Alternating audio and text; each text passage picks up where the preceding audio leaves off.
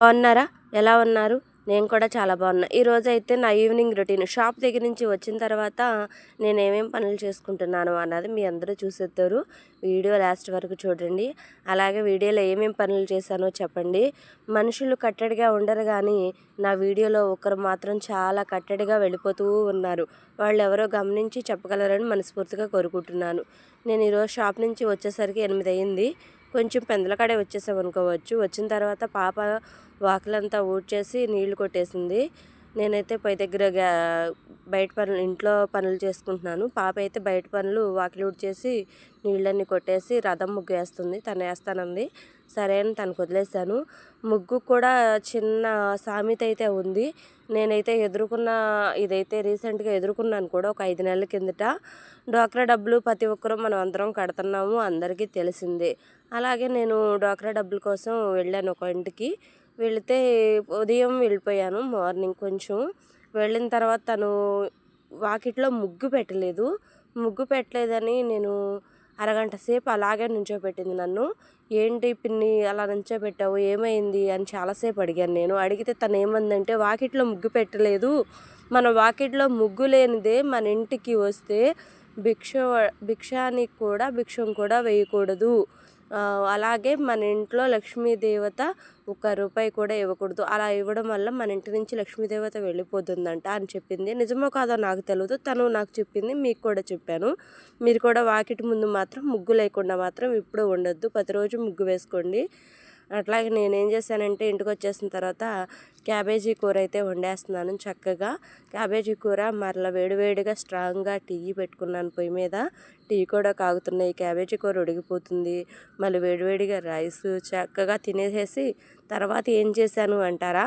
తర్వాత చేసిన పనులు కూడా, షాప్ దగ్గర నుంచి వచ్చిన తర్వాత తనకేం పనులు లేవు, ఇంటి దగ్గర ఖాళీగానే కూర్చుంటుంది అని అనుకుంటున్నారు. ఎవరి పనులు వాళ్ళకు ఉంటాయండి. ఎవరిని ఎప్పుడు తక్కువ అంచనా వేసి మాట్లాడుకోకూడదు. నేను చెప్పింది కరెక్టే అంటారు. టీ ఇలా అలవాటు ఎవరికైనా ఉందా? నాకైతే బాగా అలవాటు ఉంది. తగ్గించుకోవాలి, చాలా వరకు తగ్గించాను, ఇంకా తగ్గించాలి టీ తాగడం. ఎక్కువగా టీ తాగకూడదంట, అది మంచిది కాదు, చెడ్డది కాదు. టీ తాగడం వల్ల కొంచెం మంచి ఉంది, కొంచెం చెడు ఉంది టీలో. చాలామందికి టీ అలవాటు అయిపోయింది. అలా కొంచెం ఎవరికైనా అలవాటు ఉన్న వాళ్ళు ఎవరైనా ఉన్నారా టీ తాగడం? ఉన్నవాళ్ళు ఉంటే చిన్న కామెంట్ చేసి చెప్పండి నాకు కూడా. నేనైతే చెప్పాను కదా, మీరు చూసారు మనుషులు కూడా కట్టడి లేదు, నా వీడియోలో ఉన్న వారికి కట్టడిగా ఉన్నారు చూసారా అని. చూడండి ఇక్కడ చీమల దార ఒకే లైన్లో చక్కగా వరుసగా వెళ్ళిపోతున్నాయి. మరి మనుషులు ఎందుకు అలా ఉండట్లేదు? మనసులో ఒకటి పెట్టుకుని బయటకు ఒకటి మాట్లాడుతున్నారు. నిజమే కదా నేను చెప్పేది?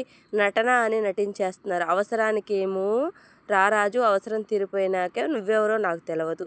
నిజమే కదా నేను చెప్పిన మాట? నిజమా కాదా మీరే చెప్పండి, నాకైతే తెలియదు. కానీ నేనైతే క్యాబేజీ కూర ఉడికిపోయింది, వేడివేడి అన్నం, చక్కగా మేమందరం కలిసి కూర్చుని భోజనం చేసేసాము. మేముగ్గురం ఒకచోటే కూర్చుని చక్కగా వేడివేడిగా అన్నం క్యాబేజీ కూర పెట్టుకుని తినేసిన తర్వాత నేనేం చేస్తానో తెలుసా మీ అందరికీ? అది కూడా వీడియోలో చూపిస్తాను, చూసేయండి.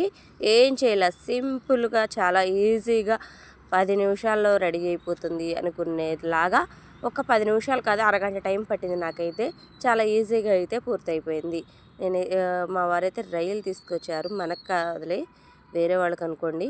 ఆ రొయ్యల్ని చక్కగా క్లీన్ చేసేసాను. చూసారా ఎంత పెద్దగా ఉన్నాయో, బాగున్నాయి కదా. వాటిని క్లీన్ చేసేసిన తర్వాత చక్కగా కడిగేసి ఉప్పు పసుపు వేసి మంచిగా కడిగేసేయాలి. కడిగేసి పక్కన పెట్టిన తర్వాత మనము పొయ్యి మీద పెట్టేసేయాలి. కొంచెం పసుపు కొంచెం ఉప్పు మరలా వేసి పొయ్యి మీద పెట్టాలి. ఆ వాటరు వస్తుంది, ఆ రొయ్యలో నుంచి చక్కగా వాటర్ వస్తుంది. ఆ వాటర్ అంతా ఇంకి పెట్టేస్తే మంచిది, లేకపోతే వంచేయవచ్చు. నేనైతే వంచేస్తున్నాను. తర్వాత కొంచెం అయితే కుదరండి, మనం రొయ్యలు తగ్గంత ఆయిల్ తీసుకుని మొగుట్లో పోసుకున్నాను. నేనైతే కేజీ రొయ్యలే తీసుకున్నాను కాబట్టి నాకు 1/2 కేజీ శనగ నూనె పట్టింది, ఎక్కువ అయితే పట్టలేదు. 1/2 కేజీ పట్టింది అంతేను. నేను మరి ఉప్పు పసుపు వేసి పక్కన పెట్టుకున్న మన రొయ్యలు ఉంటాయి కదా, ఆ రొయ్యల్ని నూనెలో చక్కగా వేపేసుకున్నాను. ఎర్రగా వేపేసుకుని మరలా తీసేసి పక్కన పెట్టాను. తీసేసి పెట్టిన తర్వాత అల్లం వెల్లుల్లిపాయల పేస్ట్ 100 గ్రాముల అల్లం వెల్లుల్లిపాయల పేస్ట్ కలిపి మిక్సీ పట్టేసుకున్నాను. మిక్సీ పట్టుకుని వాటిని కూడా వేసేసి ఇప్పుడు మనం రొయ్యలు వేపేసిన గిన్నె బాండీ ఉంటుంది కదా, ఆ బాండీలోనే వెల్లుల్లిపాయ అల్లం ఇది కూడా నేను చక్కగా వేపేసాను. పచ్చి వాసన లేకుండా వాటిని మంచిగా వేపుకోవాలి. అలా వేపుకోవడం వల్ల పచ్చి వాసన అనేది పోతుంది. పచ్చివాసన చక్కగా పోతుంది. అలా వేపుకుని పక్కన పెట్టుకున్నాను. నేనైతే రొయ్యలు పసుపు ఉప్పు వేసి వేపేసాను చెప్పాను కదా, ఆ వేపేసిన రొయ్యలు కూడా మీ అందరికీ చూపిస్తున్నాను చూడండి. అల్లము పచ్చిమిరపకాయ కాదు, అల్లము, ఎల్లుల్లిపాయ, పసుపు, కొంచెం ఉప్పు, ఈ 3 వేసి మిక్సీ పట్టుకున్నాను. మిక్సీ పట్టేసుకుని మరి మనం రొయ్యలు తీసేసుకున్న నూనె ఉంటుంది కదా, ఆ నూనెలోనే వేసేసి అల్లం వెల్లుల్లిపాయలు మరి కొంచెం దానిలో పసుపు కూడా వేసుకున్నాను. పసుపు కొంచెం ఉప్పు కూడా వేసాను, ఎక్కువైతే వేయలేదు. వేసేసి వాటిని కూడా మనం అల్లం పేస్టు వెల్లుల్లిపాయల పేస్ట్ పచ్చి వాసన వచ్చేదాకా చక్కగా వేపేసేయాలి నూనెలో. అలా వేపేసి పక్కన పెట్టుకున్న తర్వాత మరి దీనికి కావాల్సిన వస్తువులు కూడా మనం రెడీ చేసుకోవాలి కదా. ఏం వస్తువులు అనుకుంటున్నారా? కారం, ఉప్పు, మసాలా కావాలి. అలాగే నిమ్మకాయలు కూడా కావాలి. నిమ్మకాయలు చక్కగా రసం పిండేసుకుని పక్కన పెట్టుకున్నాను. మసాలా పొడి అయితే ఆల్రెడీ మా ఇంట్లో ఉంది. మసాలా రెడీ చేయకుండా ఆ పొడి అయితే వేసేసాను. కొంచెం మెంతిపిండి వేసాను, ఎక్కువైతే వేయలేదు. కొంచెం ఆవపిండి, కొంచెం ఒక స్పూను అనుకోవచ్చేమో, ఒక స్పూన్ మాత్రం వేసాను. కారం తగినంత అయితే వేసుకున్నాను. కొంచెం వంటే కావాలి, అందుకే కొలత లేదు. కానీ కేజీకి 100 గ్రాములు మాత్రమేనంట. కేజీకి 100 గ్రాములు కారము, 100 గ్రాములు ఉప్పు, 100 గ్రాములు ఎల్లుల్లిపాయ అల్లం పేస్టు, కొంచెం మసాలా, కొంచెం ఆవపిండి, కొంచెం మెంతిపిండి, నిమ్మకాయలు తగినన్ని వేసుకుని మనం పచ్చడిని చక్కగా కారము, ఉప్పు, మసాలా ఇవన్నీ కూడా మనం రొయ్యలు వేపుతున్నప్పుడే వేసుకోవాలి. వేసుకుని చూసుకోవాలి టేస్ట్ ఎలా ఉందో లేదా అని, ఉప్పు సరిపోయిందా లేదా చూసుకోవాలి. నేను కూడా అలానే చేశాను, కానీ కుదిరింది, సూపర్ టేస్ట్గా కుదిరింది. కేజీ రొయ్యలే పెట్టాము, కానీ చాలా బాగుంది రొయ్యలు. తర్వాత చల్లారిపోవాలి. మంచిగా చల్లారిపోయిన తర్వాత మాత్రమే మనము నిమ్మకాయ రసం అయితే వేయాలి. వేడివేడిగా మాత్రం వేయకూడదు. రెండో రోజు తింటే ఉంటుంది చక్కగా. ఆ ముక్కలోకి ఉప్పు కారం వెళ్ళి చాలా బాగుంటుంది. నేనైతే మసాలా పొడి కూడా చెప్పాను కదా ఇంట్లోనే ఉంది, అదే వేశాను. కొంచెం ఒక స్పూనే వేసాను మెంతిపిండి, ఆవపిండి ఎక్కువైతే వేయలేదు. కారం అయితే 100 గ్రాములు వేసుకోండి, మీకు మంటకు తగినంత. నేనైతే కొలత అయితే పెట్టుకోలేదు, ఎందుకంటే ఆల్రెడీ పడుతూ ఉంటున్నాను కదా, అలవాటైపోయింది.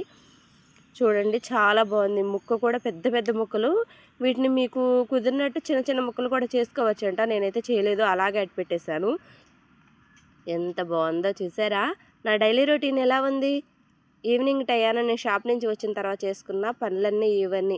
నా వీడియో మీకు నచ్చినట్లయితే చిన్న లైక్ చేయండి, చిన్న కామెంట్ చేయండి. ఇప్పుడే నా ఛానల్ మీరు కొత్తగా చూస్తున్నట్లయితే సబ్ చేసుకోండి. అట్లాగే నా రొయ్యల పచ్చడి ఎలా ఉంది, నేను చెప్పిన ముగ్గు కథ ఎలా ఉంది, మరి చీమల దారాలాగా మనం మనుషులు ఉంటున్నామా? ఉండట్లేదు కదా. నేను చెప్పినవన్నీ కరెక్టే అంటారా కాదంటారా? కరెక్టే అంటే లైక్ చేయండి, కాదు అంటే కామెంట్ రూపంలో తెలపండి. మీ కామెంట్ కోసం నేను ఎదురు చూస్తూ ఉంటాను. మీరు చేసే లైక్ కోసం, మీ కామెంట్ కోసం.